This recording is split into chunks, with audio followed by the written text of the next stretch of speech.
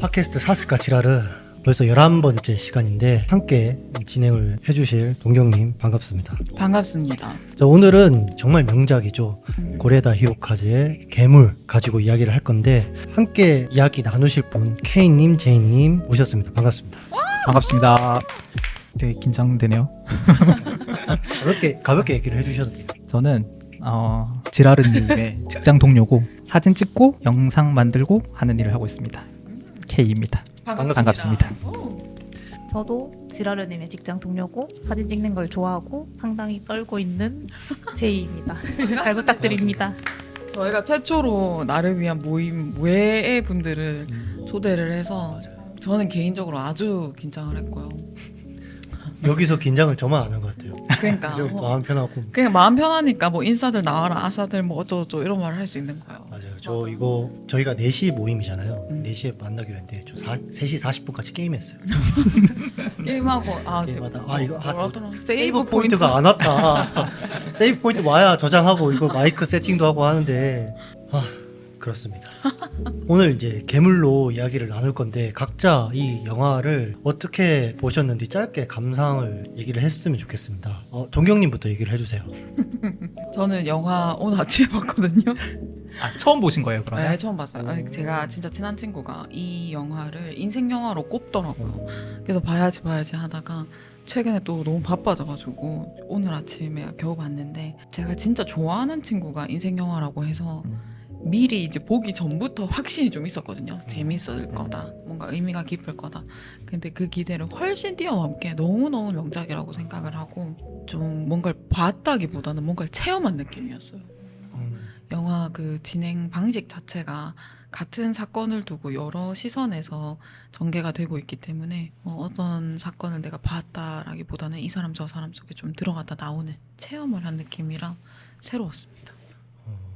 1.5배속으로 보셨나요?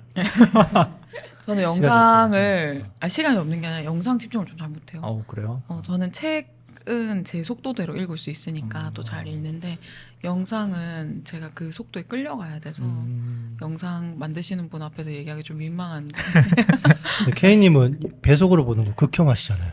극혐까지는 아닌데 그 저번에 그거 영화 본 거 아니다 맞아. 얘기를 할 정도로. 그런 말을 하긴 했었죠. 네, 그럴 것 같긴 해요. 부인하진 않겠습니다. 근데 어느 정도는 좀 인정을 해주시나요? 이제 좀 많이 바뀌셨나? 그쵸? 저도 그 유튜브 같은 거는 배속으로 보고 있더라고요, 요새. 근데 상당히- 영화는 안 된다. 확실히 그건 맞긴 하죠. 그 속도로 감독이 만든 거니까 맞긴 한데 근데 어떻게 그 감독에 맞춰서 다 하겠습니까? 그쵸? 네. 강요하진 않습니다. 근데 저도 웬만하면 좀 그거 있잖아요. 왜? 진짜 날 좋은 날에 정말 좋은 카페 가서 책을 느긋하게 읽고 싶다. 혹은 막 밖에 비 오는데 따뜻한 코코아 타서 영화를 즐기고 싶다라는 로망은 있는데 집중이 안 돼요. 이게 뭔가 나의 속도대로 하는 게. 그래서 이제 그 책 같은 경우도 저도 카페 가서 느긋하게 커피 한잔 하면서 책 읽고 싶다 하고 이제 막상 하면 읽다가 계속 뒤에 보고 있어요. 쪽수가 얼마나 남았나. 이게 어쩔 수 없나 봐. 도파민에 절여진 사람으로서 점점 이게 시대에 맞게 다 배속을 찾아가나 봐요. 약간 보다가도 하던 거 딴 거 하고 보고 이렇게 되지 않아요? 맞아요. 어쩔 수 없어. 근데 오늘도 제법 집중해서 봤어요. 너무 재밌게 잘 봤습니다. 그러면 제이님 어떻게 보셨나요? 아까 그 동경님 말씀하시는 거 좀 공감이 됐는데 엄마랑 이제 그 호리 그리고 미나토 이렇게 입장이 나오잖아요. 그래서 인물들에 들어가서 체험하는 느낌이라고 하셨는데 처음에 그 이해 안 되던 행동이 다음 장면에서 이해가 되더라고요. 그래서 더 몰입이 됐던 것 같아요. 그래서 이 행동은 왜 했지? 왜 했을까? 빨리 뒤에 보고 싶다. 이런 느낌으로 완전 몰입해서 봤습니다. 저는 사실 고레다 히로카즈 감독님의 엄청난 팬이거든요. 옛날 작품부터 정말 좋은 작품들 다 봤었거든요. 한 편, 두 편 빼고는 다 본 것 같아요. 고레다 감독님 영화를. 그래서 이번에도 물론 엄청나게 재밌게 봤었고요. 이렇게 등장인물들의 시선을 따라가면서 이렇게 바뀌는 영화들이 흔치는 않잖아요. 근데 저는 이렇게 나오는 이런 형식의 이런 구조의 작품들을 많이 좋아하더라고요. 그 라스트 듀얼 보셨나요 혹시? 아니요. 그 리들리 스콧 감독님 영화인데 이것도 그 세 명의 사건에 연루되는 세 명의 시선에 따라서 가는 영화인데 구조가 좀 비슷해요. 요것도 그 두 명 사이에 한 여자를 두고 두 명이 얽히는 이야기 그런 내용이에요. 추천합니다. 재밌습니다. 재밌겠다. 그것도 상당히 짧게 끝내셨는데요. 그 영화도 그 인물에 따라 그쵸. 시선이 그렇죠. 그 사람의 감정이 바뀌면서 저는 보고 나서 굉장히 짜증이 많이 올라왔어요. 어째서? 감독이 의도적으로 관객을 죄인으로 만들잖아요. 그렇죠, 그렇죠. 너가 한 거는 오해였다. 사실 이런 서사가 있었다. 제가 거기에 당한 느낌이에요. 저를 죄인으로 만든 감독의 좀 발칙한 연출이 킹받았어요. 정확한 표현은 좀 킹받았다 표현이 맞는 것 같아. 화가 안 나는 작품이 있나요? 지금 11번째 내내 지금 화만 내고 계신 것 같은데. 근데 저는 한 영화 속에서 불편한 건 불편한 거고 이건 좋았고 이런 것들을 좀 명확하게 얘기를 하거든요. 네. 불편했지만 이건 좋았다. 좋았지만 이건 불편했다. 이런 식으로 말하기 때문에 완벽한 작품이 있을까요? 모든 게 슬램덩크 좋아하잖아요. 아 맞네. 맞아. 슬램덩크 완벽한 작품 아닌가요? 그 작품을 유일하게 5점 줬어요. 왓챠피디아에 그 작품을 5점 줬어요. 근데 그거는 객관적으로 얘기하면 5점이라고 생각하지 않아요. 물론 훌륭한 영화지만 저의 어떤 어린 시절 보정이 많이 들어가 있기 때문에 5점을 준 점수는 굉장히 미화된 주관적인 점수라서 그것도 인정합니다. 어쨌든 괴물은 저한테 연출적으로 좀 킹받게 만들었던 영화였습니다. 네. 소감 다 나눴나요? 가장 인상 깊었던 장면 이런 거는요? 한 번씩 얘기를 합시다. 저 먼저 할까요? 네. 네. 저는 이게 그 영화 음악을 담당하셨던 사카모토 유이치 작곡가님이 이 작품의 유작이잖아요. 오. 아, 이 작품 개봉하기 얼마 전에 돌아가셨던 걸로 기억하고 있거든요. 그래서 그분의 아쿠아라는 곡이 엔딩에 이렇게 흘러나오면서 그 어린 두 명의 아이가 햇살을 받으면서 풀밭을 뛰어가는 장면이 되게 감동적이더라고요. 맞아. 그때 음악도 되게 잘 어울렸던 것 같아요. 맞습니다. 그 장면이 그 모든 서사가 응축되는 장면이잖아요. 마지막에 저도 그 장면 되게 인상 깊긴 했어요. 저는 호리의 답답한 장면들이 조금 인상이 깊긴 했어요. 그런 장면들을 불편해하면서 보긴 했는데 이게 감정적으로 많이 여운이 많이 남아 있어요. 불편한 감정들이. 예를 들면 어떤 장면이? 껌 씹는 장면? 껌인가 사탕인가? 사탕이죠. 사탕이었나요? 와, 이렇게 나를 불편하게 만들 수 있구나. 사탕을 무는 장면으로 처음 경험해봤어요. 저한테는 긍정적인 느낌으로 인상이 깊었다기보다는 좀 불편한 느낌으로 인상이 깊었다. 저는 가장 인상 깊었던 거는 선생님 호리가 여학생을 붙잡고 미나토가 고양이를 죽였을지도 모른다는 얘기를 교장 선생님한테 해줄 수 있냐 라고 하니까 여학생이 근데 저는 그렇게 얘기한 적이 없다라고 얘기를 했거든요. 그 장면이 이 영화를 관통하는 장면이라고 저는 생각했어요. 어른의 시선과 아이의 말이 전혀 다르다라는 거를 단편적으로 보여주는 장면이라고 생각을 했고 그래서 가장 인상 깊었어요. 전 이때 완전 호리 선생 입장으로 봐서 그 애기 있잖아요. 여자친구. 그 애기 뭐 사이콘가? 이 생각 잠깐 했었거든요. 또 예뻐요. 또 심지어 그 여자애가 삔 꽂은 여자애 기억 안 나요? 키다라는 이름입니다. 나 예쁘면 기억할 텐데. 그러니까 근데 나중에 보면 동경님 말씀하신 것처럼 아이랑 선생님이 다른 말을 한 맞아요. 거였더라고요. 맞아요. 저는 요리가 미나토를 이끌고 폐차? 기차로 가는 장면이 예뻐가지고 캡처를 해두고 영화를 계속 보는데 똑같은 상황이 한 번 뒤에 더 나오더라고요. 똑같은 장면이. 근데 이때 좀 바뀐 점이 눈에 띄었는데 처음에는 이제 요리가 미나토를 이끌고 가지만 뒤에 이제 미나토가 자신을 좀 깨닫고 이제 요리를 자기가 이끌고 가요. 그리고 그 이전에는 이제 이 친구들이 놀 때 항상 날씨도 맑고 예쁘게 나왔는데 이때는 이제 자신들의 감정을 깨닫고 그 이후에는 날씨도 이제 알죠. 풍이 몰아치고 이렇게 바뀌잖아요. 그렇지만 외부는 그런 안 좋은 상황인데 이제 이 친구들은 그래도 기차 속에서 자신들의 내면에 집중하는 것 같은 그래서 그 사이렌 소리도 이제 출발 신호로 듣고 이때는 이제 기차에 마주 앉아가지고 자기들이 처음으로 과자도 나눠 먹고 이제 이야기를 하거든요. 그래서 이런 장면을 보면서 제발 좀 해피엔딩으로 끝났으면 좋겠다 이런 생각을 했습니다. 그 여러분들이 생각했을 때 괴물의 의미는 뭐라고 생각하시나요? 저는 보면서 너무 쉽게 사람이 괴물이 된다라는 느낌을 받았거든요. 그러면서도 그 괴물이었던 사람이 다시 사람이 되고 이 도대체 괴물이란 무엇인가 이런 질문을 이 영화를 보면서 하게 되는데 여러분들은 이 영화를 보면서 진정한 괴물은 어떤 의미가 맞을까? 괴물에 대한 정의를 해보자는 얘기인가요? 이제 각자 정의를 내린다기보다는 각자 생각했을 때 괴물은 무엇이고 어떻게 괴물이 되는지에 대해서 한번 얘기를 해보고 싶은 거죠. 지라르님 어떻게 생각하세요?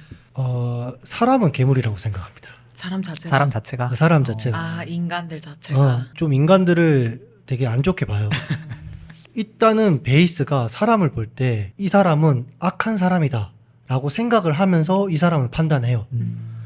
저도 그렇고 제가 악하다라고 인정을 해야 악한 행동을 경계할 수 있는 것 같더라고요.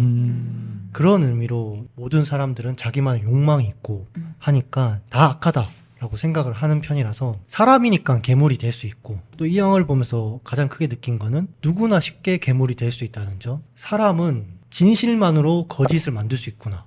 처음에 우리가 호리를 되게 이상하게 봤지만 사실 그 모습들이 다 호리의 모습들이었고 근데 우리는 그걸 보고 오해를 하고 있었으니까 진실만으로 거짓이 만들어질 수 있구나라는 걸 느꼈습니다. 저는. 동경님은 어떻게 생각하세요? 이 영화에서 말하는 괴물은 이 시점에 따라 영화 전개가 되기 때문에 시점에 따른 오해를 단정했을 때 만들어지는 게 괴물이라고 생각을 해요.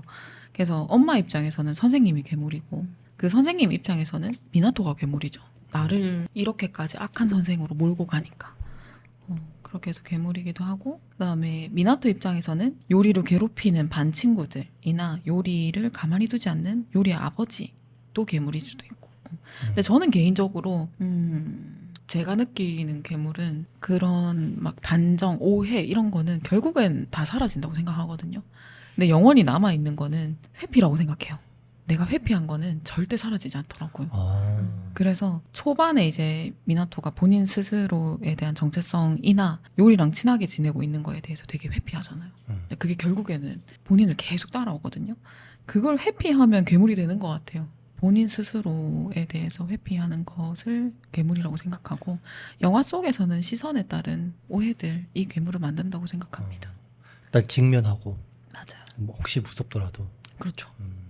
근데 그것도 있을 수 있지 않아요? 너무 부담되고 무섭고 해가지고 내가 직면하기에는 힘들죠. 무너질 수도 있다. 그러니까 회피를 하는 거죠. 할 수 있는데 그냥 회피하는 거는 뭐 게으르거나 난데. 게으르거나 뭐 그럴 수도 있는데 일단은 본인 그릇이 아직 5학년이잖아요. 얼마나 어려요. 당연히 회피할 수밖에 없죠. 그렇죠. 만약에 정말 내 스스로가 직면하기 힘든 어떤 상황이 있을 수 있잖아요. 근데 정말 이게 부담스럽고 할 수 있는데 그러면 거기서 회피를 해도 괜찮을까? 그럼에도 불구하고 직면을 해야 되나? 어떻게 생각하세요? 저는 사실 회피를 잘 하거든요. 그런 경우가 꽤 많았던 것 같아요. 뭐 잘 안 되는 거 있으면 그냥 뭐 안 해버리고 피해버리고 이런 경우가 되게 많았던 것 같은데 근데 그게 결국에 문제를 해결해 주진 않더라고요. 그래서 부딪힐 수밖에 없는 것 같아요. 그렇지. 회피하다가 결국엔 부딪히게 되니까. 그런 것도 있는 것 같고 처음에는 부담스러워서 회피를 했는데 나중에 성장한 내가 어쨌든 직면을 해도 되지 않을까요? 그때 가서 그쵸. 그거 뭐 상황이 잘 된다면 그렇죠. 그렇죠. 회피도 생존 본능이죠. 내가 지금 회피를 해야만 사회적으로든 아니면 나의 정신건강적으로든 살 수 있으니까 회피를 하는 거고. 근데 정말로 회피를 계속하면 절대 잊을 수 없어요. 저는 그렇게 생각해요. 무의식적으로도 계속 따라오는 게 본인이 회피한 것, 애써 감춰온 것이라고 생각합니다. 저 생각해보니까 어렸을 때 했던 회피 중에 하나가 게임이었던 것 같아요. 예를 들면 뭐 어렸을 때는 엄마 아빠한테 혼날 수도 있잖아요. 혼나고 나서 게임을 하는 거지. 나만의 세상에서 이제 게임을 하고. 마음 아파. 근데 애들은 뭐 할 수 있는 게 없잖아요. 그렇지. 그렇게 게임을 하는데 그걸 보고 있는 부모님들은 복장 터지지. 저렇게 혼이 났는데 바로 게임을 한다고? 공감합니다. 맞죠.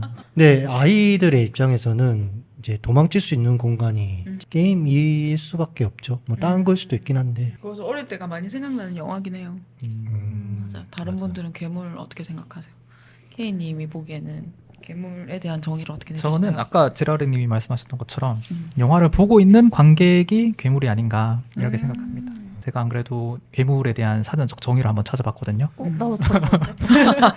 사전적 정의로는 되게 단순한 게 괴이한 생명체라고 나오더라고요. 이게 괴이하다는 게 나와 다른 무언가를 말하는 거잖아요. 근데 영화에 나오는 등장인물들을 보면 뭐 나와 다른 것 같은 모습들이 있지만 그게 정말 나와 다른가? 그런 모습들이 하나 둘씩 다 보이잖아요. 각 캐릭터들마다. 그렇죠. 그런 면에서 뭐 모든 사람을 괴물이라고 할 수도 있는 것도 같고 결국 영화를 보고 있는 관객들도 다 사람이니까 영화를 보고 있는 관객들을 의도적으로 괴물로 만들고 있다라는 생각을 해봤습니다. 짜증 안 나세요? 좀 짜증 너무 나는데. 그래요? 저는 짜증보다는 오히려 공감하는 경우가 많았어요. 저도 어릴 때는 지금보다 더 어릴 때는 그런 사회적인 이슈나 뭐 그런 문제들에 있어서 내 나름대로의 기준을 가지고 옳고 그름을 판단을 했었거든요. 근데 이게 나이를 하나 둘 먹다 보니까 결국 내가 보고 있는 세상이 전부가 아니고 그게 진실이 아니라는 거를 알게 되더라고요. 그래서 나중에는 오히려 또 완전 반대로 뒤집혀서 회의적으로 빠지더라고요. 그렇지. 그래서 뭐 진실이라는 게 진짜 존재하는 걸까? 그런 옛날 소피스트 고르기아스 같은 말처럼 뭐 존재하지 않는다. 진실은 존재하지 않는다. 존재하더라도 전할 수 없다. 이런 말을 했거든요. 그런 거에 많이 공감을 했어요. 지금은 어때요? 여전히 회의적이세요? 지금은 약간 반반인 것 같아요. 어느 정도 그런 거에 대해서 유보적인 입장을 두긴 하지만 이게 마냥 옳은 건 아닌 것 같더라고요. 여러 가지 지금 뭐 세상에서 일어난 일들 같은 걸 보면 한창 생각할 거리 많은 세상에 살고 있어요 지금. 그쵸. 당장 어제만 해도 시끌시끌했습니다.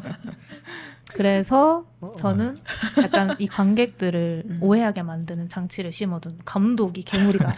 이거 약간 아까 그 지라르님이 말할 때 조금 공감됐던 부분인데 열받으셨나 본데요. 10까지 받은 건 아닌데 조금 그랬어요. 약간 감독이 괴물이다라는 생각을 했었어요. 의도적이었다.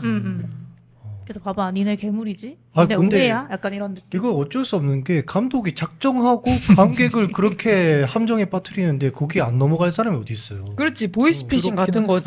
보이스피싱. 남이 보면은 그거 왜 당하지 싶은데 정작 당하는 사람은 당할 수밖에 없다니까. 비유 좋다. 이게 감독이 나한테 보이스피싱한 거다. 이거 나한테 사기친 거니까 감독을 나 욕해도 되는 거 아닌가? 고레다 히로. 고레다 히로까지 이거래 미안합니다. 이 영화를 보면 네. 진짜 아이들의 세상을 이해하기가 너무 힘들지 않습니까? 이제 여러분들이 봤을 때 이런 모습들을 어떻게 보셨는지, 어른들이 아이들의 세계를 이해하지 못했던 이유는 무엇일까? 조금만 생각을 해보면 내 어린 시절을 생각을 하면 되잖아요. 그렇죠. 그것만 좀 잘 돼도 아이들한테 좀 더 잘 의사소통할 수 있지 않을까 싶긴 한데 이게 은근히 어렵습니다. 어렵죠. 왜 그럴까요? 저는 아이들이 쓰는 언어랑 어른들이 쓰는 언어가 좀 다른 느낌이에요. 그 왜 비트겐슈타인이 그런 말 했잖아요. 내 언어의 한계는 내 세계의 한계다라고 했잖아요. 지금 쓰는 말들도 그렇고 비단 말뿐만 아니라 그런 감정 같은 것들이 당장 우리가 아이일 때 이 감정이나 그런 말들 같은 게 기억이 나나요? 사용했던? 저는 잘 안 나는 것 같아요. 기억이 안 나요. 맞아요. 하나도. 약간 나이 들어서 그런 거 아니에요? 그럴 수도 있죠. 그렇기 때문에 이해하기가 더 힘든 거 아닐까요? 그냥 나이 먹는다는 이유만으로도. 그냥 나이 먹으면서 아예 이제 세계가 바뀌는 거죠. 아이들의 세계, 어른들의 세계. 세계가 다른데 이제 그 아이들의 세계로 안 들어가 보니까 그리고 어른의 입장에서 이제 이해 가능한 범위 안에서만 이해하려고 하니까 도저히 이해할 수 없는 그런 것 같아요. 아이들이 존중받지 못해서 생긴 일이라고 생각을 합니다. 아이일 때 아이의 자아를 존중받으면서 컸으면 그 사람이 어른이 돼서도 아이를 대할 때 좀 더 잘 대해줄 수 있다고 생각을 하거든요. 보통 한국 사회에는 그게 잘 안 됐잖아요. 울면 안 된다, 가만히 있어야 된다, 이런 식으로 어른들이 얘기를 하다 보니까 아이가 아이로서의 상태를 존중받지 못하고 아이임에도 불구하고 어른의 세계에 자꾸 발을 들여야 되는 그런 맞지 않은 옷들을 계속 입혀지다 보니까 그 사람들이 다시 어른이 됐을 때는 자기가 아이였을 때의 모습들을 좀 생각하기 어렵죠. 저는 어른들은 아이들의 세계만 이해를 못하는 게 아니에요. 저기라도 이해를 못해. 그래서 어른들은 이제 여기서 말하는 어른들은 제가 생각했을 때는 사회생활을 하는 어른들을 넘어서서 사회생활만 하는 어른들이라고 생각해요. 가령 학교 선생님들, 학교의 체면만 생각하죠. 호리 선생님의 개인의 이야기는 아무도 안 들어줘요. 동료 관계가 안 좋았나 봐. 그래서 그런 어른들은 그 누구도 이해를 못한다고 생각해요. 그 본인들이 정한 사회적인 룰 바깥에 있는 그 모든 것들. 그러다 보니까 당연히 아이들도 이해를 못하고 자기네들끼리도 이해를 못하는 지경에 이르는 거죠. 그래서 저는 이게 학교 선생님들이 제일 좀 아이러니한 게 가장 저는 오픈되어 있어야 한다고 생각하는 사람들이거든요. 아이들을 마주하기 때문에. 근데 가장 그 사고방식이 딱딱해질 수밖에 없는 이유가 맨날 내가 10년을 20년을 같은 학교에 있었으면 10년 20년 동안 똑같은 나이대 애들만 보는 거거든요. 그러니까 가장 오픈돼야 하지만 가장 틀에 갇힐 수밖에 없는 직업이라고 생각을 해요. 선입견이 생기고. 제일 아이러니하다고 생각하는데 그런 배경을 가져온 것도 아마 감독의 의도가 아니었나 싶은 생각도 저도 들었어요. 제이님 어떻게 생각하십니까? 질문이 뭐였죠? 질문이 이제 아까 얘기하셨잖아요. 아까 얘기했는데 저 맞아요. 얘기한 것 같아요. 제가 집중을 제가 못했나? 그러니까요. 본인이 어른들이, 지금 계속 어른들이 혼란스러워. 이해 가능한 범위 안에서만 이해하려고 하니까 어. 이해할 수 없다. 또 반대로 어쨌든 여기는 엄청난 큰 사건들이 일어났잖아요. 그 미나토의 엄마는 오해를 해서 이 미나토의 이제 행방을 찾게 되고 또 호리도 그 엄청 역적이 되기도 했고 실제로 건물이 불탔고 이제 그게 다 아이들의 행동 때문에 일어난 거긴 하잖아요. 아이들이 그 어리다는 이유로 어른들에게 상처를 너무 많이 주지 않나. 저는 여기서 좀 걸렸습니다. 그러면 그 불탄 자산들은 누가 책임을 지고 어른들이 지금 힘들어하는 것들은 누가 해결해 줄 건가. 이런 이제 딜레마가 있는데 여러분들 이런 장면 어떻게 보셨나요? 누군가는 책임을 져야 되는데 하필이면 이제 아기가 그거를 막 일을 키웠어. 그러면 이제 연자제를 어리다는 이유로 냉철하시네요. 우리가 어리다는 이유로 면죄부를 계속 주고 있잖아요. 그게 어디까지 허용될까? 여러분들은 그게 괜찮다고 생각을 하시는지. 이것도 사실 어려운 문제인 것 같아요. 많이 어렵죠. 영화에서 보이는 아이들은 되게 순수하잖아요. 맞아요. 근데 순수함은 선함이랑 다른 가치인 것 같아요. 그럼에도 아이들한테 이런 도덕적인 책임을 묻는 게 옳은가라고 묻는다면 저는 그러기는 좀 힘든다고 말할 것 같아요. 이게 결국은 다 사회 구조에서 발생하는 문제들이잖아요. 뭐 학대하는 아버지, 뭐 편모 가정 이런 거기 때문에 모르겠습니다. 이거는 어떤 해결책을 내야 되는지 저로서는 어려운 것 같아요. 그냥 책임은 아이들에게 묻기는 어렵다는 게 제 생각입니다. 연자제. 연자제. 이게 저도 굉장히 어려운 문제예요. 하지만 선택을 했습니다. 책임 묻자. 아이들에게도 책임이라는 것을 물어야 되겠구나. 어떤 방식으로요? 어른들에게 대하는 방식보다는 좀 더 경감돼야 된다는 생각은 있어요. 그럼 만약에 요리한테 체벌을 준다면 어떤 체벌을 주실 건가요? 구속. 형량은요? 구속. 이게 법적으로는 전 잘 모르지만 구속 또는 최소 전액 손해배상까지를 해야 된다고 생각해요. 아이 수준에 맞춰서 한다고 했는데 손해배상. 하지만 근데 손해배상은 좀 다르다고 생각을 해요. 건물주가 피해를 입었잖아요. 건물주뿐만 아니라 거기서 새들어 사는 분들이 힘들게 살고 있을 수도 있는데 거기에 대한 손해배상은 꼭 필요하다고 생각합니다. 그럼 요리는 평생 동안 갚아야 나가야 되는 거 아닌가요? 건물 되게 크던데. 엄청 크던데. 평생 동안 짐을 최소 지어주는 30 몇 층 상가던데. 평생 동안 해야죠. 불을 질렀잖아요. 음. 많은 사람들이 피해를 봤으니까 해야죠. 결과만 따지시네요. 의도는 고려 안 해주시나요? 피해 본 사람들한테 의도가 무슨 의미가 있습니까? 아니 피해 본 사람들한테는 음. 피해 본 사람들의 그 의도를 다 이해해달라고 하면 그거는 너무 이기적이지 않아요? 아니 재판장으로서 형량을 좀 감수해 줄 수는 있잖아요. 구속이라면 형량을 좀 감소를 해주겠죠. 근데 손해배상은 해줘야 된다 생각합니다. 전액. 저는 뭐 형량이라기보다는 저는 훈육이 필요하다고 생각해요. 딱 봐도 아버지가 제대로 된 훈육을 못 하고 있거든요 지금. 교육과 훈육이 적절하게 필요한 아이고 촉법 소년이 있는 이유는 교화될 수 있는 가능성을 크게 보기 때문에 우리나라 법은 기본적으로 교화에 집중이 돼 있죠. 동감합니다. 맞아요. 그래서 저는 물론 벌은 받아야 돼요. 훈육으로서 벌은 받아야 되지만 불이 났을 때 사실은 그걸 진압할 수 있는 시스템이 저는 분명히 있을 거라고 봐요. 그 커다란 건물에. 그래서 물론 잘못했어요. 불 피운 인간도 잘못했지만 충분히 진압할 수 있었는데 진압 못한 사람도 분명히 있을 거고, 그렇게 따지면은 그 불 난 거에 대한 책임 소재는 여러 명한테 물을 수 있다고 생각해요. 그래서 저는 이렇게 나비 효과처럼 일어나는 사건들 있잖아요. 그리고 중간에 뭔가 막을 수 있었는데 못 막았던 그런 사건들에 대해서는 커다랗게 모든 걸 다 뒤져서 책임을 묻기가 너무 힘들기 때문에 보험이 있다고 생각하거든요.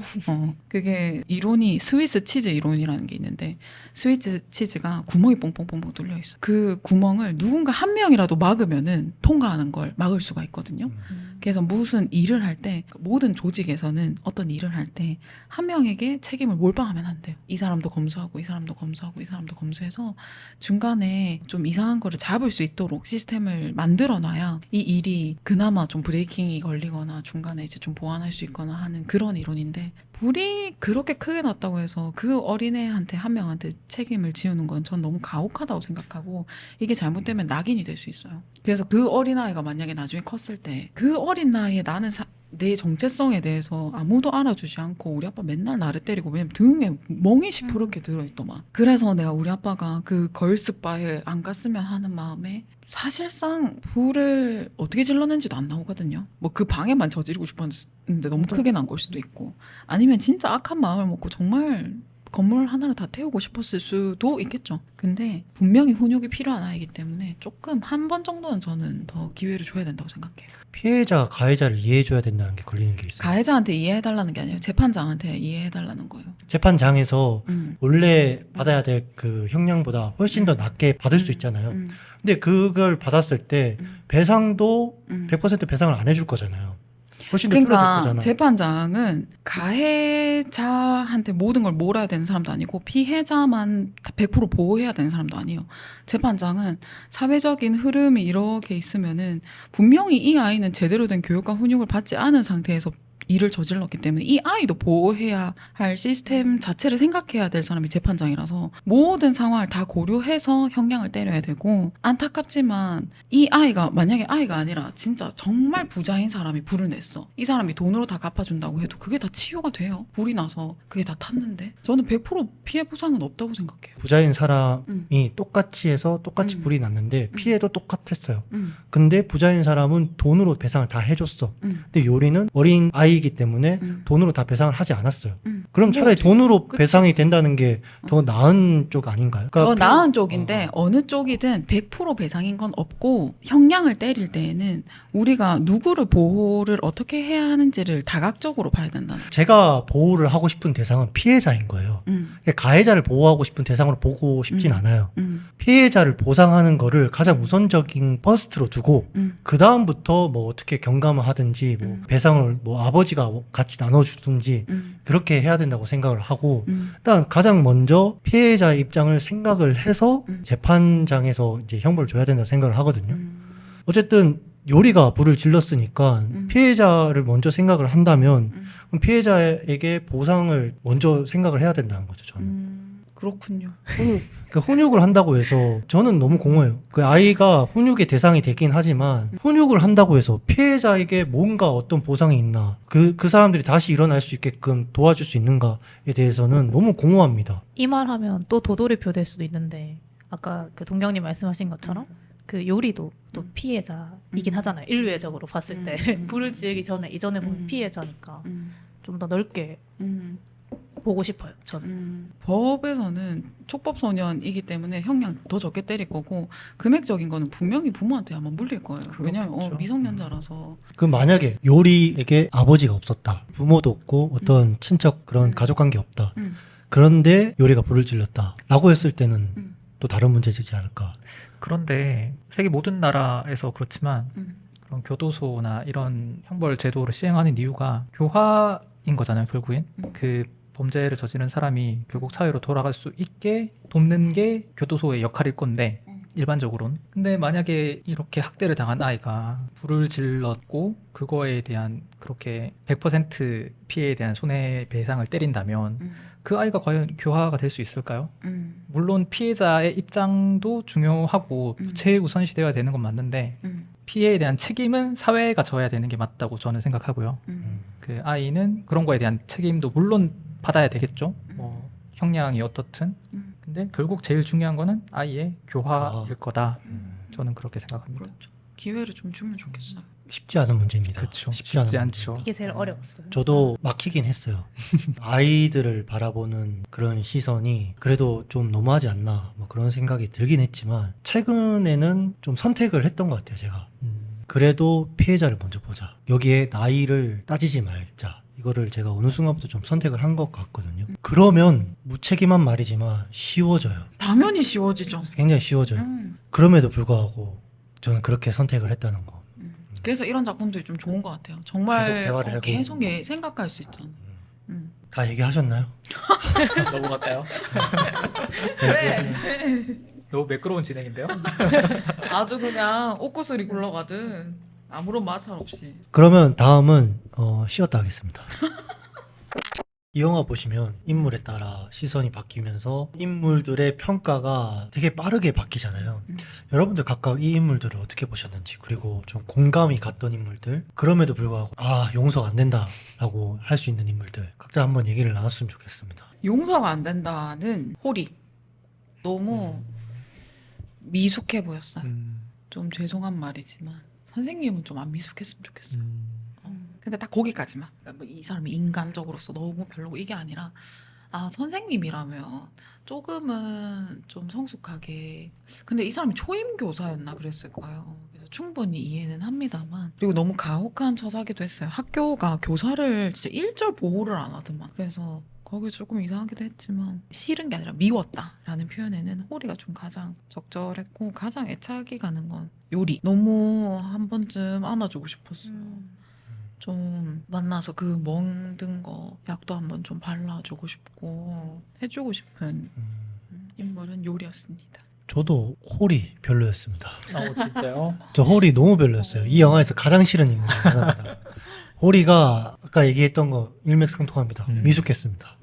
개개인의 도덕 잣대가 다 다르다고 생각을 해요. 근데 저는 홀이에게는 요 정도는 좀 해줘야 된다라는 어떤 잣대가 이게 들이밀어지더라고요. 근데 최소한 여기서는 초임이긴 하지만 어른이기도 하고 교사이고, 그리고 사울이 엄마와의 대화에서도 자기가 지금 말할 수 없는 상황이잖아요. 억압을 받고 있으니까. 근데 최소한 거기까지만 했었어도 거기서 왜 사탕을 물고 있는 거야. 근데 자기는 되게 답답하고 하니까 불편한 마음으로 사탕을 무는 건 알겠는데, 근데 그 상황에서 사탕을 물었을 때 보여지는 이미지도 생각을 못하나? 이해가 안 됐어요, 솔직하게 얘기해서. 일본은 군대를 안 갔다 오지 않아요? 그렇죠.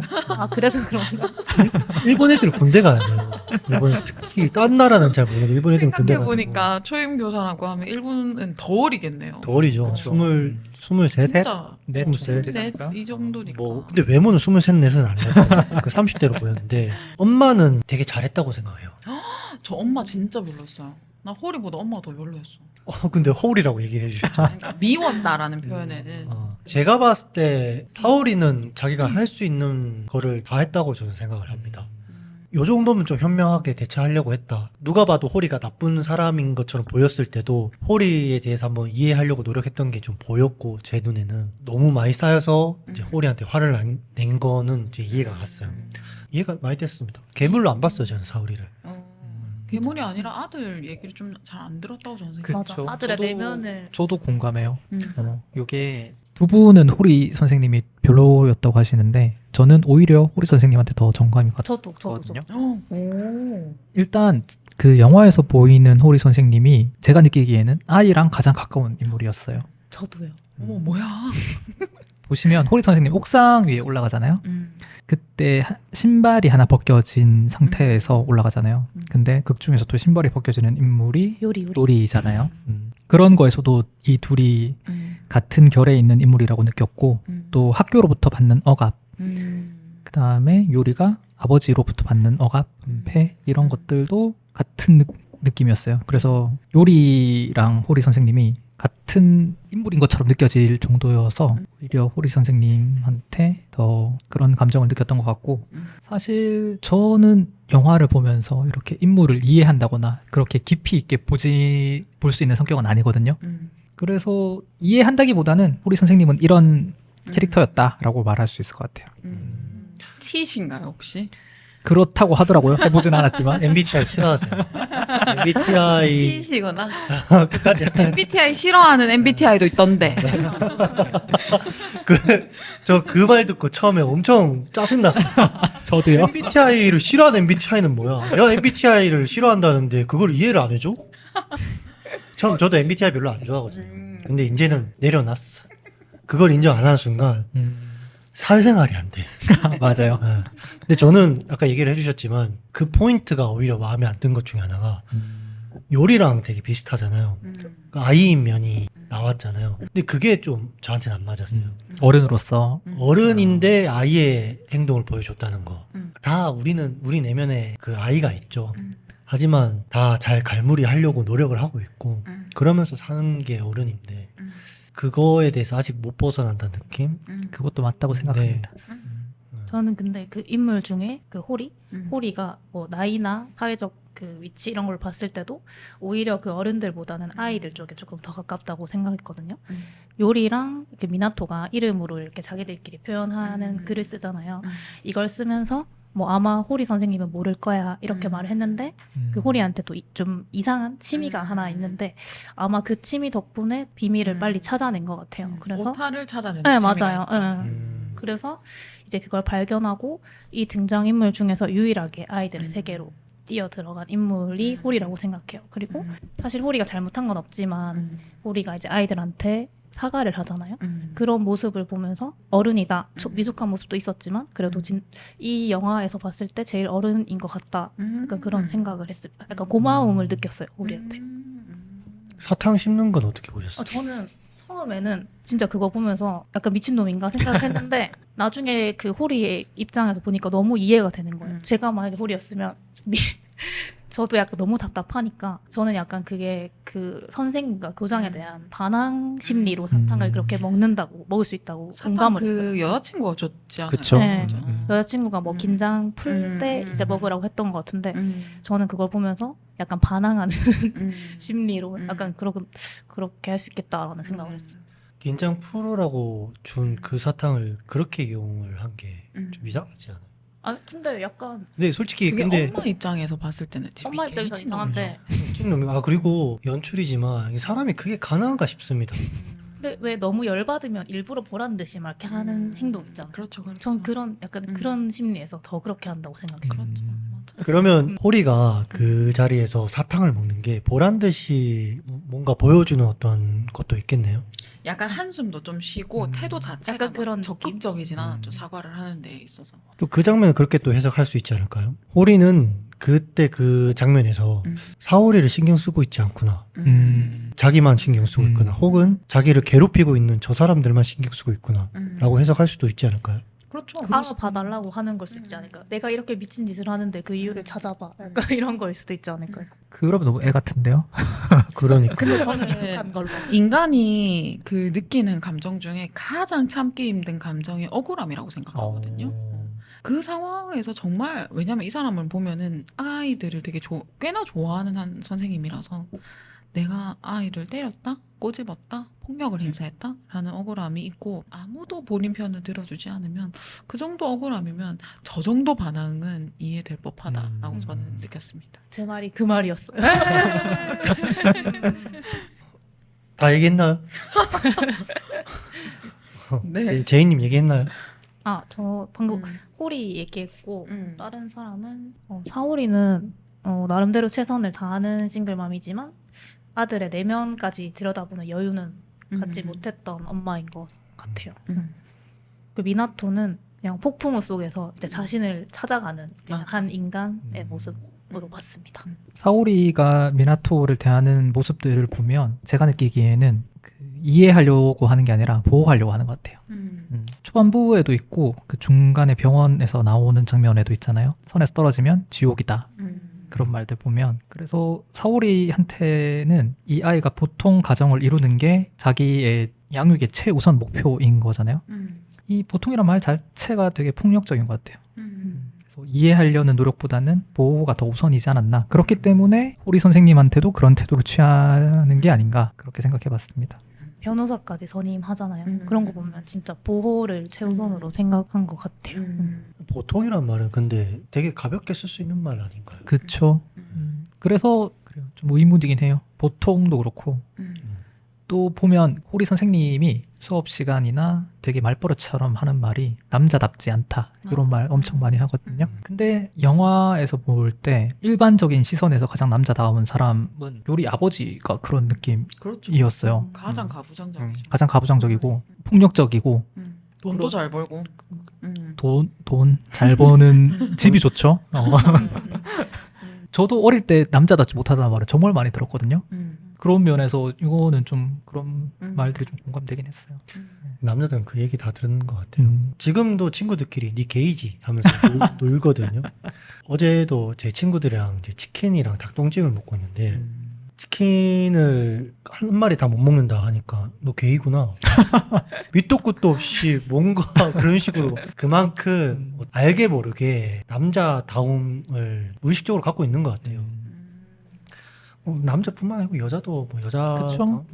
당연하죠. 여자들은 어릴 때 여성스럽지 않으면은 꼭 듣는 얘기가 조폭 마누라라는 말이에요. 제가 다시 발전을 들어가서 저는 폭력이라는 표현이 신체적인 것뿐만 아니라 정신적인 상처를 입을 수 있는 것까지 포함한다고 보면 보통이든 비보통이든 어떤 기준을 세워서 평가하는 것 자체가 폭력적이라고 생각을 하거든요. 특히나 우리 사회는 지금 너무 다원적이고 하나의 사람도 굉장히 입체적이라서 특히 이렇게 이분화되는 말은 더더욱이 폭력적이라고 생각해요. 이게 세 가지만 돼도 그렇게까지 폭력적이거나 상처를 입지는 않는다고 생각하거든요. 딱 두 개만 있는 게 되게 위험해요. 여자, 남자, 장애, 비장애, 심지어 연예인, 비연예인 이런 것도 있잖아요. 우파 좌파. 우파좌파. 그래서 그게 정치도 양당 정치하면 안 돼요. 딱 세 당 이상이 있어야 좀 이렇게 정치 볼맛도 나는데 아무튼 누군가를 보통이라고 단정하는 순간 이 기준 밖에 있는 사람은 비정상이거든요. 그래서 딱 두 개밖에 없는 게 굉장히 위험하고 폭력적이라고 생각을 합니다. 근데 이게 또 그래 볼 수 있잖아요. 사오리 입장에서는 이 아이가 뭐 특별히 뭔가 되기를 바란다기보다는 그거 그렇게 안 해도 된다. 그냥 보통 사람처럼 해도 괜찮다라는 뉘앙스로 얘기를 한 거일 수도 있고 만약에 그렇다고 하면 뭐 결과론적으로 미나토한테 악영향을 끼쳤지만 의도적으로는 미나토를 생각해서 얘기했던 말이 아닐까? 근데 그게 만약에 대화를 하면서 괜찮다라고 했으면 괜찮은데 보통으로 살아라 하고 끝나거든요. 얘가 왜 귀가 어떻게 다쳤는지도 정확하게 얘기를 안 하고 차에서 달리는 차 안에서 뛰어들었는데도 저는 솔직히 그거 훈육의 대상이라고 생각하거든요. 달리는 차에서 뛰어내리는 거. 그쵸. 자타의 위협을 일으킬 수 있는 행동은 100% 훈육으로 다스려야 된다고 생각을 해요. 거기에 대해서 아무런 말 없이 CT 찍으러 들어가는 애한테 엄지를 막 척척하면서 막 잘 찍고 하는 거? 오히려 저는 엄마가 아이가 보통의 범위에서 벗어난 행동을 했을 때 엄마가 회피했다고 생각해요. 맞아. 저 동감합니다. 맞아. 그래서 보통이라는 말이 폭력적이에요. 다 포용하고 다 들어주고 그런 태도를 취하면서 그럼에도 불구하고 너는 보통이고 이렇게만 살아도 괜찮다 하는 거랑 아무것도 안 듣고 회피하면서 보통으로만 살았으면 좋겠어는 굉장히 다른 거라고 생각해요.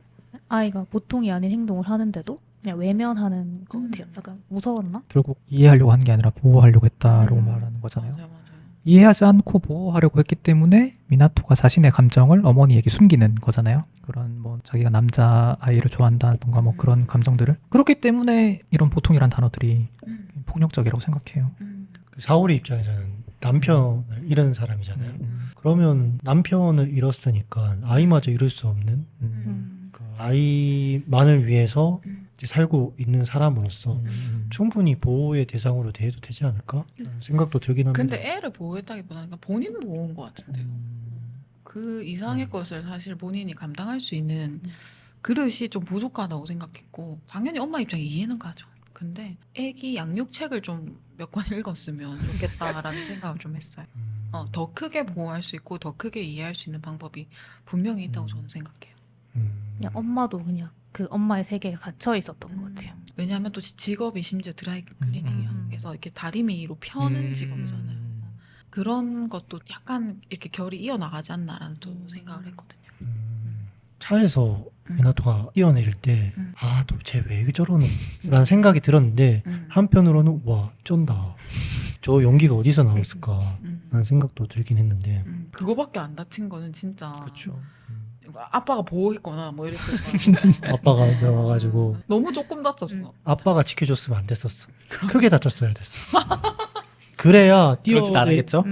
그래야 뛰어내린 게 굉장히 나를 힘들게 하는구나라고 깨닫지. 호되게 혼나야 돼요. 그렇게 본인과 타인을 위협할 수 있는 행동을 쉽게 저지르는 거는 절대 하면 안 되는 행동이라고 훈육을 해야 돼요. 이게 어쨌든 미나토가 보통이라는 말에 긁혔잖아요. 그렇죠. 미나토는 여자를 좋아하는 사람이 아니었으니까 그렇게 보였습니다. 제가 봤을 때는 남자에게 어떤 애정을 느끼니까 그래서 보통의 뭔가 큰 타격을 입은 것 같은데 미나토가 남자에게 사랑에 빠졌다고 그런 인물이라고 생각을 하셨나요? 왜냐면 맨 마지막에 고백을 하잖아요. 교장 선생님한테. 나 누군가를 스키데스 뭐 이렇게 얘기하잖아요. 좋아한다고. 선생님 이름 뭐죠? 호리 아 호리. 와 진짜 헷갈려. 골병사 이슈. 왜냐면 호리 요리 이름도 비슷하고 한국 이름이 아니라 가지고 그쵸. 모를 수 있어요. 맞아요. 여자 학생을 붙잡고 너가 미나토가 고양이를 죽였을지도 모른다는 어쩌고저쩌고 했던 그 여자애가 미나토의 짝지거든요. 그래서 저는 약간 그 여자애가 자꾸 미나토를 보길래 마지막에 가서야 혹시 그 짝지가 미나토를 좀 좋아했나? 그래서 이 죽은 고양이 가지고 미나토가 놀고 있더라라는 것도 그 여자애가 봤고 그 다음에 그 반 친구들이 요리를 막 괴롭힐 때 걸레 가지고 맞아요. 뺐는데 그 걸레가 짝지 여자애한테 가니까 여자애가 보란 듯이 미나토한테 딱 전달해요. 좋아했는데 그 마음을 안 받아줘서 약간 삐져있나 뭐 이런 생각도 좀 했고 아무튼 그 안에서의 관계들이 굉장히 미묘하구나 이런 생각을 하면서 좋아했겠다라고도 생각했어요. 저는 음. 그 미나토가 요리를 좋아하는 듯하게 연출이 됐지만 이 친구들이 아직 어리잖아요. 그래서 이게 더 넓은 감정으로 전 생각했거든요. 그게 뭐 친구일 수도 있고 뭐 진짜 좋아하는 감정일 수도 있는데 약간 인류애적인 느낌으로 약간 깊은 친구의 느낌으로. 그 친구가 이제 찾아가는 느낌인 것 같아요. 그 어린 게 사랑을 뭘 알겠어요. 맞아요. 실제로 사춘기 이전에는 그런 경향이 있다고 하잖아요, 다들. 맞아. 약간 심리학적으로. 중학생 때 이제 여자애가 여자애 좋아하고 약간 그런 게 있어요. 질투하고 그러니까 좋아하는 게 아니어도 친한 친구 사이를 질투하는 그런 친구들이 있거든요. 저는 좀 물어보고 싶었던 장면이 자기 머리를 본인이 자르잖아요. 왜 자른 거라고 생각하세요? 제가 봤을 때는 그 머리 자르는 장면 전에 그 음악실이었나요? 악기 갖다 놓으면서 요리가 미나토의 머리를 만지잖아요. 처음에는 자기 부정이라고 생각했어요. 자기가 미나토가 요리한테 그런 감정을 느꼈기 때문에 자신의 그런 성향을 부정하는 느낌 아닐까요? 저도 제가 보기엔 그렇게 느꼈어요. 저도 약간 아닐 거야 하면서 회피하는 느낌, 자기 생각을 자르듯이 그냥 머리를 자르는 느낌. 그냥 너무 무서운 잘 자르더라고. 혼자 자르는데 오히려 이뻐. 다음날 보니까 예뻐. 너무 예뻐 머리가. 예뻐. 요리 호리가 어찌 보면 좀 비슷해 보이지 않나. 아까 잠깐 얘기가 나왔었죠. 맞아요.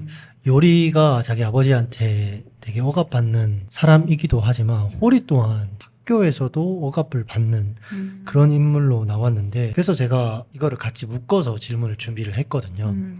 여러분들은 이 둘의 감정 표현 방식이나 어떤 점이 좀 비슷하게 보였는지에 대해서 좀 각각 얘기를 해주셨으면 좋겠습니다. 저는 요리가 이 영화의 구심점 같은 느낌이었어요.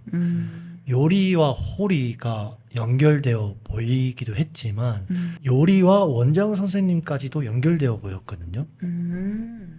다 회피하고 있는 인물이라서 그런가? 억압이요. 그러니까 억압받는 세상과 사회의 갈등과 감정을 요리를 통해서 보여주는 것 같고 그런 사람이 시간이 지나면 어떻게 발현되는지를 호리와 원장 선생님을 통해서 좀 볼 수 있는 것 같아요. 호리와 원장 선생님을 각각 다 한때는 요리였구나. 그렇게 생각이 드는 거죠, 저는. 동감합니다. 근데 안 그런 사람은 어디 있겠어요. 그렇다고 다 면제부 주기도 좀 그렇고 오늘 다 냈으면 좋겠어요. 저는 면제부를 다 한 번씩은 좀 더 주면 좋겠어요. 세상 자체가 너무 각박해서 줄 거면 이제 다 하나씩 주는 거. 다 하나씩. 그건 공평하게. 어때요? 그건 어때요? 다 하나씩 면제부를 한 번씩 받는 건 어때요? 그러면 이제 수싸움 되는 거지. 네. 내가 이 한수를 언제 효과적으로 쓸지? 사용할 언제 쓸까? 것인가? 언제 쓸까? 쟤 때문에 지금 너무 화가 나는데 쟤를 죽이고 쓸까? 쟤 말고 딴 애한테 쓸까?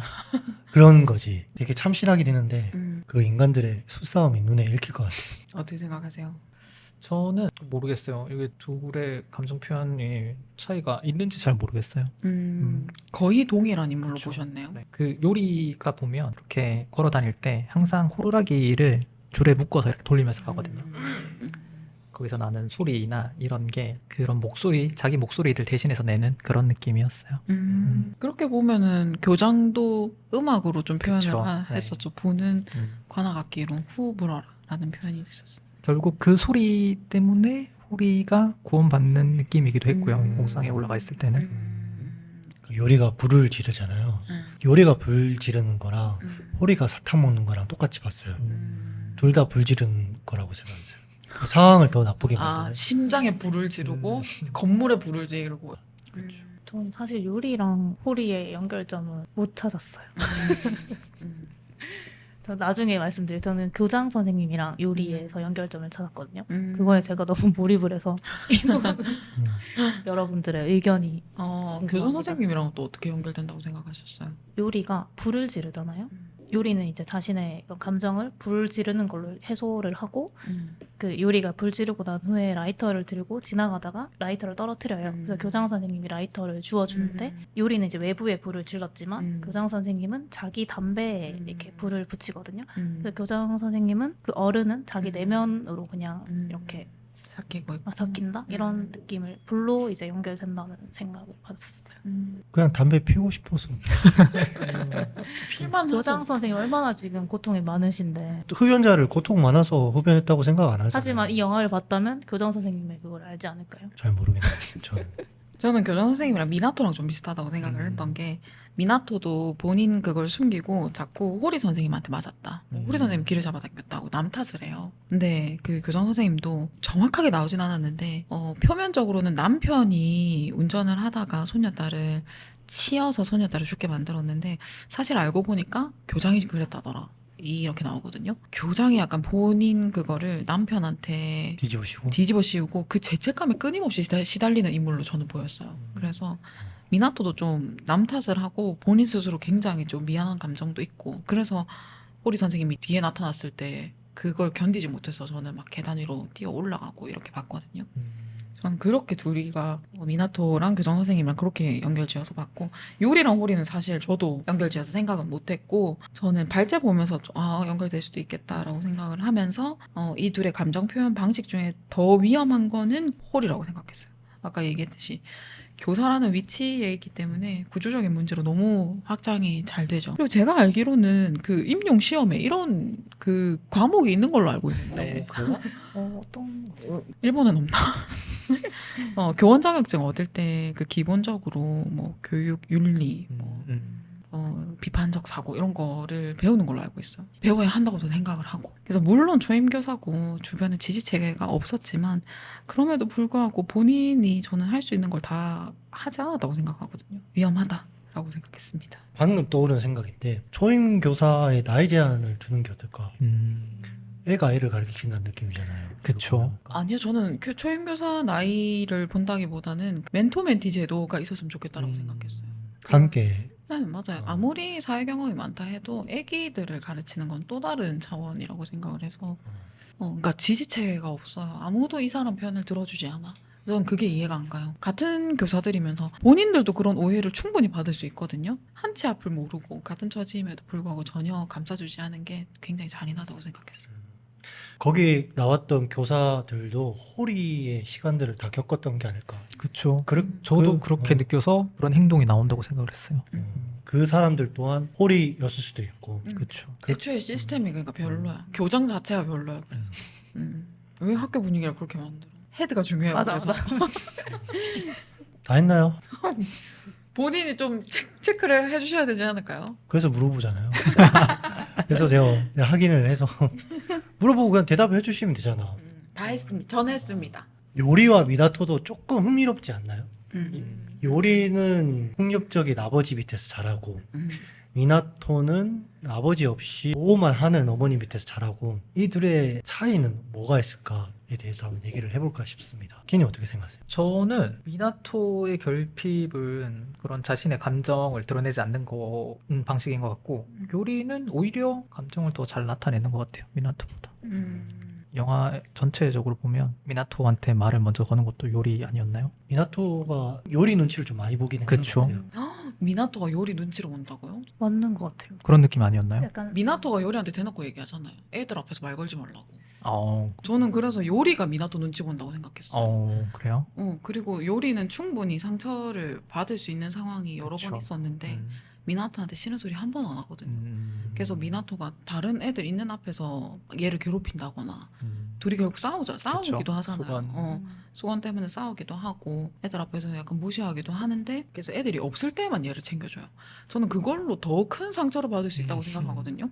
제가 요리 입장이었으면 미나토 지 입맛 좋을 때만 나 찾아와가지고 싫다고 뿌리치고 뛰쳐나갈 땐 언제고 저는 욕조 안에서 걔가 그러고 있는 거 약간 잘하려고 하나 이 생각까지 했었는데 저도 그 생각 맞죠? 했는데. 그거를 억지로 끌어내려가지고 막 그 비 오는 폭풍우를 뚫고 또 그 버려진 기차까지 또 가고 그러니까 나를 버렸다가 왔다가 버렸다가 왔다가 무슨 잡힌 물고기 어상 관리하는 것도 아니고 그래서 저는 미나토는 혼란을 겪고 있으니까 그런 반응이 보였다고 생각하고 요리가 저는 오히려 미나토 눈치 봤다고 생각했어요. 저는 추가적으로 말을 하자면 미나토가 마지막에는 결국 요리를 욕조 안에서 꺼내서 같이 폐기차 쪽으로 가잖아요. 그 장면이 서로에 대한 이해의 완성이라고 봤거든요. 그 전까지는 사실 이 영화 전체가 이번에 보면서 느낀 건데 그 전에는 이 영화가 오해에 관한 영화라고 생각을 했거든요. 편견으로 괴물을 만드는 그런 게 주제라고 생각을 했는데 이번에 다시 한번 보고 나니까 결국 이거는 이해에 관한 영화인 것 같더라고요. 마지막에는 선생님도 결국 미나토와 요리에 대한 이해를 하고 사오리를 찾아가고 사오리도 선생님에 대한 이해, 아이에 대한 이해를 완성해가는 과정이고 그 마지막이 요리와 미나토의 이해로 이어진다라고 생각을 하면서 봤기 때문에 그렇습니다. 너무 좋은 말이네요. 이해라고 하셔서 저는 방금 그 맞는 말인 것 같다라고 생각했는데 엔딩이 좋았어요. 그래서 저도 맞아요. 해피엔딩이라서 너무 좋았고 그 엄마랑 선생님이 같이 창문을 열잖아요. 그것도 이제 갇혀 있는 애들을 어른들이 이렇게 오픈해주는 느낌이라서 그것도 참 좋았고. 그렇죠. 약간 걸린 것도 있어요. 어떤 장면이요? 뭐가 또 걸렸어? 마지막 장면에서 아이들은 해방됐어요. 어른들이 해방되지 않았어요. 음. 아이들의 해방을 위해서 어른들이 굉장히 큰 피해를 입었고 아이들만 해방이 됐고 어른들은 해방이 되지 않았다는 게 저는 걸렸어요. 어른들은 근데 뭐에서 해방이 돼야 돼요? 그러니까 아이들 때문에 어른들이 굉장히 많은 피해를 입고 오해가 생기고 다툼이 일어났잖아요. 근데 그런 갈등 구조만 좀 보여주고 사라진 아이들을 찾아가는 눅눅하고 축축한 공간에서 고생만 하는 장면으로 어른들의 어떤 장면들이 마지막으로 보였죠. 또 고생을 했다. 근데 저는 그 아이들 해피엔딩이라고 생각했기 때문에 그 선생님이랑 엄마가 아이들을 찾아 떠났잖아요. 그래서 아이들을 결국 찾았다고 생각했기 때문에 그 둘은 그래도 오해에서 풀렸다고 생각해요. 뭐 엄마 입장에서도 자식만 행복하다면야 너무 좋은 거고. 자기도 행복해야죠. 그리고 호리가 자기가 왜 그런 고통을 당하는지 몰라 되게 답답하다가 결국은 알게 되잖아요. 그래서 그것 때문에 이제 호리가 그거로부터도 호리가 조금 해방되지 않았나 싶고. 그렇죠. 근데 마지막이 해피 엔딩 같기도 하고 새드 엔딩 같기도 하잖아요. 좀 환상처럼 끝나잖아요. 그래서 저는 무조건 해피 엔딩이라고 생각해요. 무조건이라고 생각하는 이유가 따로 있나요? 그냥 나의 마음, 해피 엔딩으로 끝났으면 좋겠어. 그냥 응. 어떤 희망 같은 느낌으로. 나의 바램으로. 완전 딴 얘기인데 기생충 영화 보셨어요? 좀 봤습니다. 엔딩 기억나시나요? 기억나죠? 그 모스보 기우가 아버지한테 편지 쓰는 그걸로 하잖아요. 내가 언젠간 돈을 정말 많이 벌어서 내가 이 집을 다시 살 테니까 아버님은 지하실에서 나오기만 하면 된다 할 때 그 모놀로그 이렇게 독백이 나오면서 실제로 그 아버지 배우가 이렇게 나와서 밖에 창문을 보는 장면으로 끝이 나거든요. 그 장면은 그럼 현실이라고 생각하셨어요? 상상이라고 생각하셨어요? 사실 그렇게 해서 나왔으면 해피엔딩 쪽이잖아요. 그쵸. 근데 당시 영화 봤을 때는 그게 현실인데 그게 실현 가능성이 있다고 느끼진 않았어요. 그냥 뭐 네. 장치 연출일 뿐이다 이렇게. 기생충 얘기로 넘어가게 되는 것 같은데 캐릭터 이름이 뭐였죠? 요리? 아니요. 그 기생충에서 그 아빠 이름? 지하에 갇혀있던 원래 그 아저씨 네네네. 눈 동그란 아저씨. 박명훈 배우였던 것 같은데 기억이 잘 안 나요. 하여튼 그 배우 아저씨. 그 배우님이 계단 위로 올라오는 그 장면이랑 비슷한 것처럼 느껴졌어요. 송강호 아저씨 그렇게 나오는 장면이. 저는 그것도 현실이고 이 영화 엔딩도 현실이라고 생각했거든요. 저도 마찬가지예요. 장면 이렇게 뭔가 시각적으로 표현된 거는 제발 그냥 다 해피엔딩이었으면 좋겠다라고 생각을 하는 바람입니다. 송강호 입장에서 해피가 아닌가요? 응? 영어 해피예요? 아니면 한국어 회피예요? 행복한 아 결말 행복한 아닌가? 해피. 그러니까 사람을 죽였는데. 아무런 이제 형벌을 받지 않았고 그럼에도 불구하고 일을 하지 않고 거기 있는 집에 있는 음식을 먹을 수 있고 그리고 그 안에 있던 가정 자체가 남을 끌어내려서 거기에 취직을 한 거잖아요. 그런 것부터 시작하면 되게 만족하면서 살아야 되는 거 아닌가? 라는 생각도 듭니다. 저는 근데 감옥에 있는 것보다 더 못한 삶이라고 생각하거든요. 감옥에 가면 되잖아요, 그러면. 그러니까 안 감옥에 가잖아요. 그러니까 더 못한 삶이라서 해피라고는 생각 안 해요.